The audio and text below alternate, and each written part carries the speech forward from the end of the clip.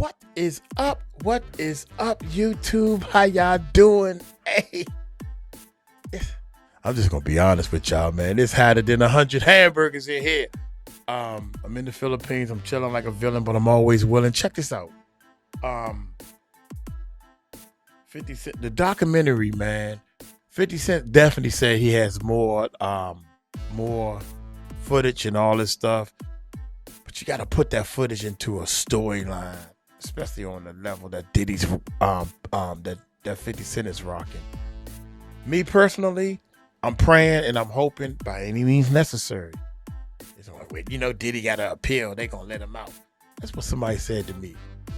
You ain't even following the case. People kill me. My friends and family members and people talk about my YouTube channel and everything. They said, Diddy ain't even, dude, trust me when I tell you this. You got 5 more years of it. You got 5. Look at all the cases he got, bruh. I guarantee you, people like, I know this game. The YouTube part is a new part of the game. But I know this game. I know the music game. Anyway, long story short, man. I really think that 50 Cent got to have some home run type footage. You know what I'm saying? You put your best foot out there, boom. Now you go with a second documentary or whatever, and you going you gotta have some ace in the hole. You can't just, this is all the stuff I didn't put in. Y'all like this? Nah, you gotta have some ace in the hole. You gotta have some strong stuff. You gotta have a little more gas in the tank, man. Like Uncle Mike, I got gas in the tank, bruh. I can go to another level. I don't want to. Anyway, y'all hit that subscribe button. Hit that bell. Let's check this bad boy. Here we go, man. Uncle Mike in the Philippines, bruh. You don't need to worry about me getting revenge from Diddy. I made sure long ago that he'd never have the power to come after me or my family. I played this smart, strategic, and years ahead of schedule. First, I connected directly with victims' legal teams and helped fund the cases of 7 people who had stayed silent for years, bringing in some of the best criminal attorneys in the country to finally expose the truth. Second, I quietly dismantled every business opportunity waiting for him after release. Every deal, every partnership, every comeback plan was cut off before he even realized it. And third, I didn't just uncover evidence. I built an entire archive of it.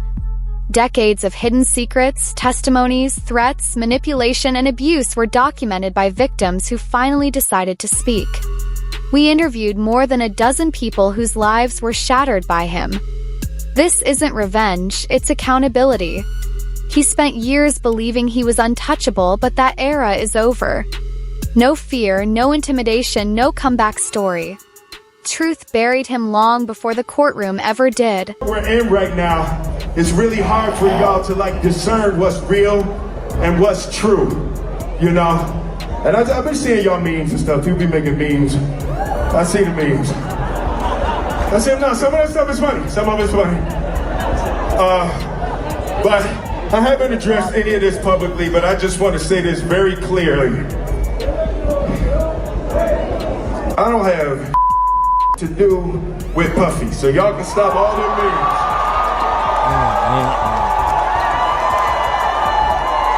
I can stop all of that. I ain't been nowhere near no damn freak off. Listen, I do enough of my own. Don't be putting me in other people's. For years, some of the biggest names in entertainment operated behind a wall of silence, not because people didn't see the warning signs, but because speaking out came with consequences.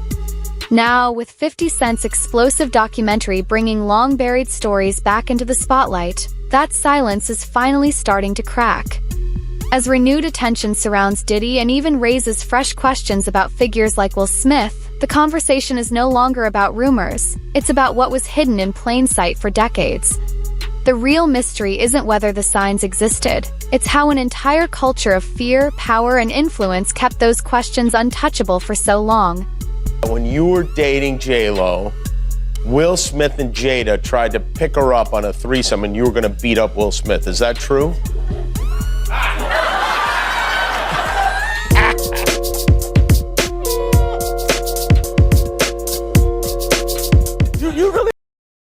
Trust me, y'all. Please trust me when I tell y'all this. A lot of this stuff is scripted. A lot of this stuff they already knew that they was gonna say. Puffy is acting. It's like an acting class. What you talking about, Willis? What you talking about? Who, me? Nah, bro, not me. It's acting, man. He knew that. Diddy knew that he was gonna ask that question. Why he ain't just jump up and just slap the mess out of him like a Will Smith? Huh? That's what I want to know. Why he ain't do that? Look at that look. Look at that look. This look is going to get some type of expression. Dating J-Lo. Will Smith and Jada tried to pick her up on a threesome and you were going to beat up Will Smith. Is that true?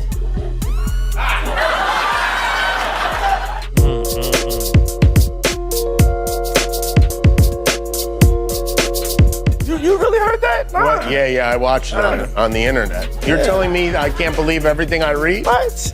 I don't know what you're talking about. I don't know what you're talking about.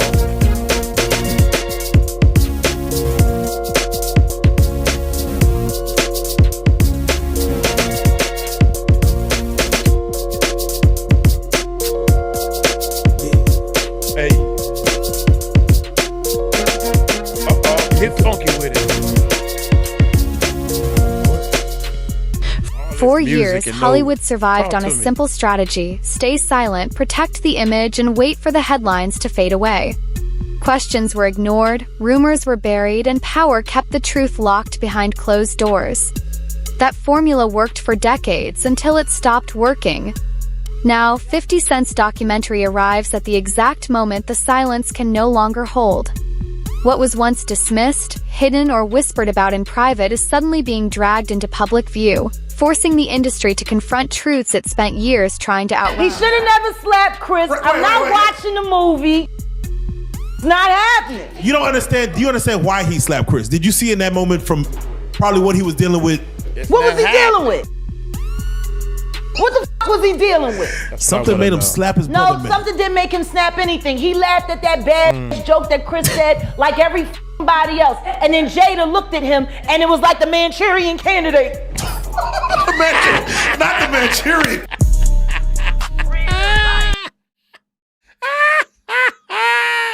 Yes. Did y'all see that movie? You gotta see the movie, man. I should pull up the clip of that joint. They had something, he was programmed that, he was the president, but it's like a MK Ultra or something like that. They turn on a switch and they see, he Jaguar, you too much. Jaguar's too much, baby. That's my girl right there, no doubt. Everybody else. Watch this, and then watch this. Jada looked at him and it was like the Manchurian Candidate. Not the Manchurian. Yeah. Oh my God. Why are they playing the intro in the mercy, man, people?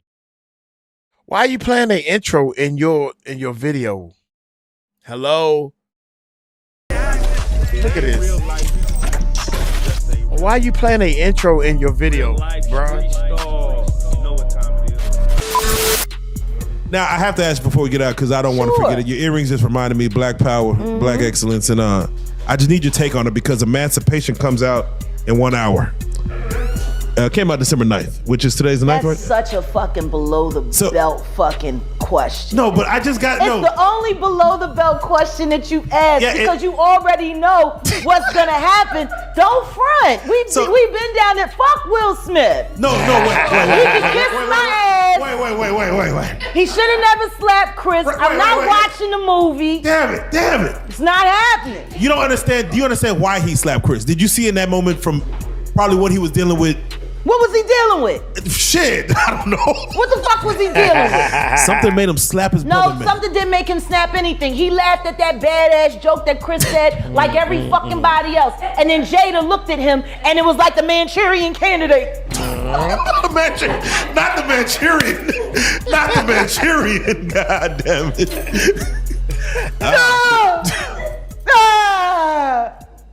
That's what the fuck happened. I thought there's a legion of women who said, I'm glad for Will fighting for his woman. Yeah, because they still want to believe that sham of a fucking marriage is real. Oh. Damn. Well, there you go. He ain't never gonna be Tupac, and she proved it when she fucked August Alsina. Oh, man. Whoa. Wait a minute. Hold up. Jaguar up in it. Hold up. I don't know what Jaguar in it would have offended. He the one. Oh my God, man. Jag, come on, Jag. You right. But come on, Jag. Leave Will alone. Will is, first of all, Will don't care if Jada done had intercourses with anybody. That's why he is not tripping too much over the son's friend. Come on, people. Think about it. These are millionaires. Even the son is crazy, ain't wrapped too tight. He got to kiss his dad on public TV. They ain't wrapped too tight, man. So guess what?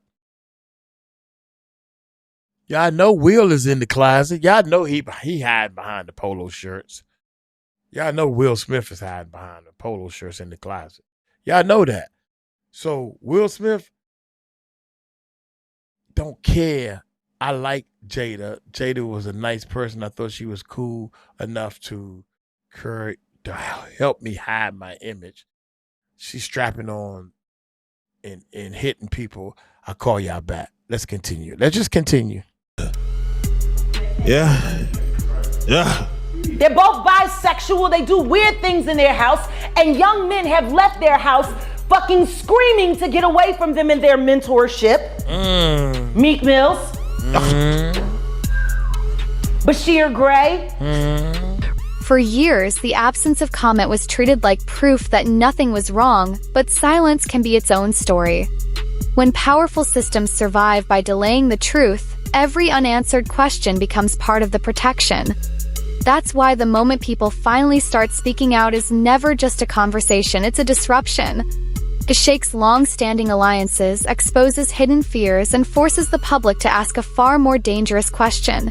If silence held this much power for so many years, what exactly was it protecting the entire time? But it all started, we was in Atlanta.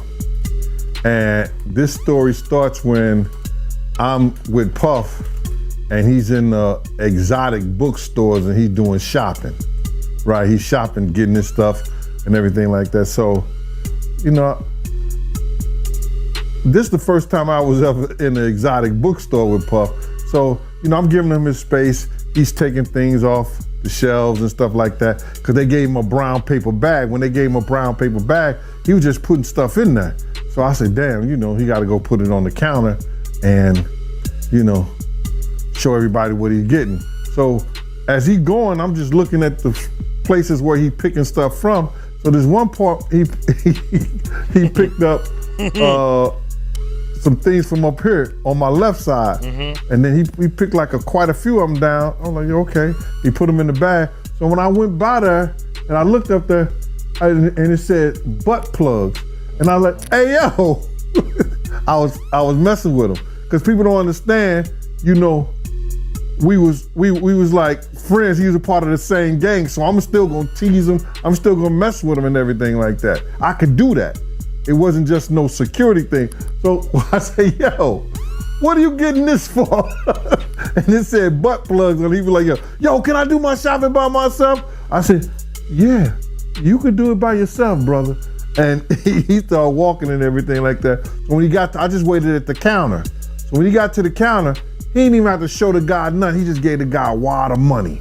I mean, like, he gave the guy a stack something like this. And Puff wasn't the dude that carried no 20s and no 50s and nothing like that. And I mean, like, he just said, boom. And we walked out the store. So we had to leave Atlanta and go to North Carolina for a show. You understand? And it was him, this rapper, Sarah, and this other girl. We all got on a G5 jet, and we flew to G4 jet, and we flew to North Carolina. So What stayed hidden wasn't just one incident. It was a pattern, repeated so often and surrounded by so much power that people stopped questioning it altogether. Relationships, behavior, and influence were normalized by fame, success, and proximity to celebrity, until coincidence became the easiest explanation for everything. Diddy's presence and power existed in plain sight for years, yet the conversation rarely moved beyond his achievements, status, and access. Familiarity replaced scrutiny, repetition killed curiosity, and an entire culture learned to treat troubling patterns as just the way things are. The deeper implication isn't only about one individual, it's about how easily society can ignore uncomfortable truths once they become routine. And that raises the most unsettling question of all.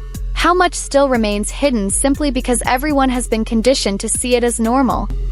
When they were in the room, yeah, whatever. and they would go in the room with another couple, right?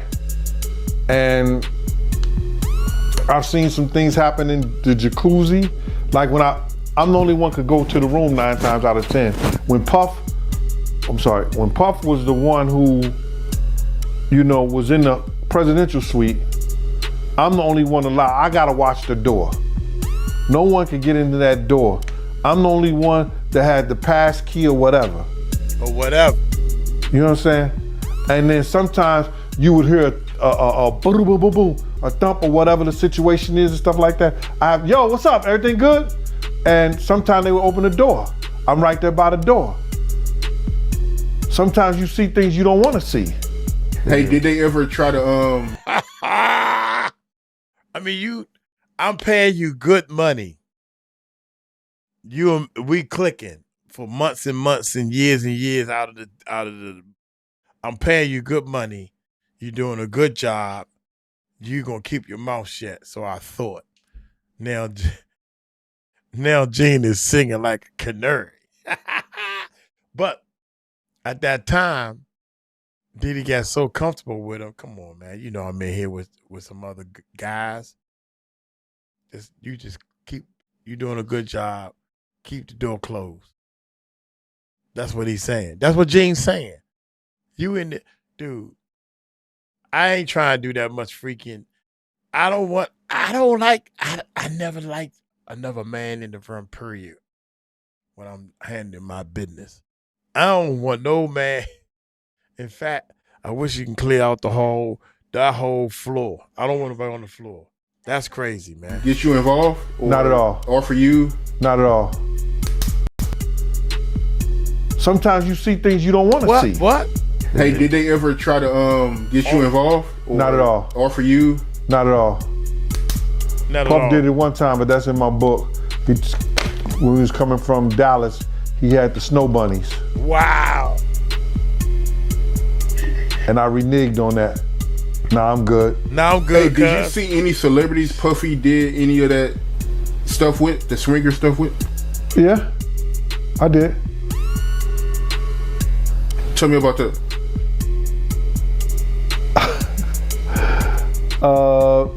I think I told you about that. One time, him and Sarah, and this young girl flew from Atlanta. And they, and flying from Atlanta, we had this artist with us, right? And we were staying in the presidential suite at the hotel. And this particular artist and Puff, they told me, don't let nobody come in the room. So I said, all right, cool. So I propped my chair by the room door. He talking about Ja Rule. He talking about Ja Rule now. Yeah. Power rarely exists in isolation. It survives through networks, loyalty, and the people who choose to stay close enough to benefit while remaining far enough away to avoid accountability. For years, those orbiting influence often gained access, protection, and opportunity while the risks quietly grew beneath the surface, ignored or dismissed until they became impossible to hide. In ecosystems built around status and control, distance is rarely accidental. It becomes a calculated strategy. Some stay close when power is profitable, then slowly step back the moment scrutiny arrives. And when the silence finally breaks, the real story is no longer just about the person at the center. It's about the entire crazy. system that allowed proximity to matter more than truth. The movie Emancipation, how the fuck you gonna play in a movie called Emancipation and you can't emancipate yourself? Ooh. Bars. Cause you trapped in a hole. Yeah, that's bars. You right about it. He said, bars. Definitely bars. My nigga, you trapped in a hole. This bitch clowning you day after day after day after day. And once again, I hate saying these things because their children are dope. But Jaden's kind of MIA. And considering that he emancipated from their household at 16 and refused to come back, even to do family interviews. You know? Yeah. Willow's just kind of, she's dope. Too much shit happened in that fucking house. Too much happened in the house. That's Too much crazy. shit happened in that fucking house. And meanwhile, I go to jail for defending my child and these niggas don't even get a CPS fucking visit for the kind of shit they kids see. Mushrooms. They giving their kids mushrooms. They said it. They giving the kids mushrooms. What kind of parent are you to give your kids mushrooms? Would you give your kids mushrooms? Put that in the comments. Yes or no. I just want to see a bunch of no. Would you give your kid 10, 11, and 12 years old mushrooms, 13, 14, 15? Would you give your kids mushrooms? It's got to be a no. I don't care if my kid is 18. The answer is no. That's crazy. You know? There you go. So yeah, I'll watch the movie I'll watch Emancipation when he emancipates himself from the hell that he lives in, that he tries to call marriage with that woman who still wished Tupac was alive. The closer people stand to power, the more dangerous it becomes to ask the wrong questions too soon.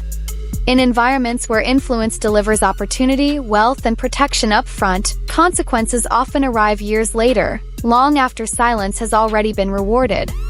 That's what makes these systems so difficult to challenge. Speaking early can cost careers, relationships, and reputations, while staying quiet feels safer in the moment. But when the narrative eventually shifts and public scrutiny finally catches up, the real question becomes unavoidable. Who is left to carry the risk for years of silence, and who quietly walks away before accountability arrives? But enjoy the film, buy lots of popcorn. I ain't supporting shit he fucking do. He's a bad representation for black men. He is literally the epitome of a ballless man. I'm sick and tired of people making our black men look weak. I'm sick and tired of that shit because I don't know no nigga that would put up with the shit that bitch done put him through. Now you could justify staying because you ain't want to cut up the money because she would have got the child support and the alimony, but the kids is grown. So if you staying now, it's either because you being blackmailed to stay or you too lazy to go. He housebroken. That don't fit right for a Philly nigga. But he did grow up in Overbrook though. Yeah. That's crazy. He didn't technically grow up in West Philly. That was Jazzy Jeff's life he was writing about.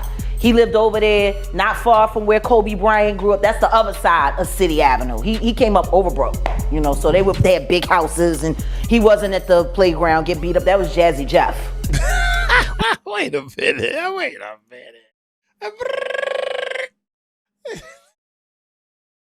Are you insinuating that Jazzy Jeff got beat up? You're saying that Jazzy Jeff used to get beat up? Is that what you said, Jay? I don't know. I'm just trying to get clarity. I just want clarity. That's all I want. Hold up. Stop the presses. Stop the damn presses. You can tell Will ain't no real thug and no real gangster. Gangsters don't have no vocabulary. Can't you tell? Oh my buddy.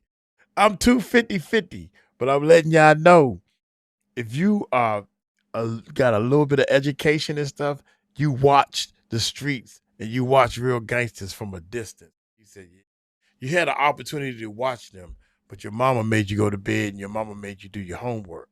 That ain't gangster. That's not gangster at all. So I'm just letting y'all know. The streets, it's like levels of the streets.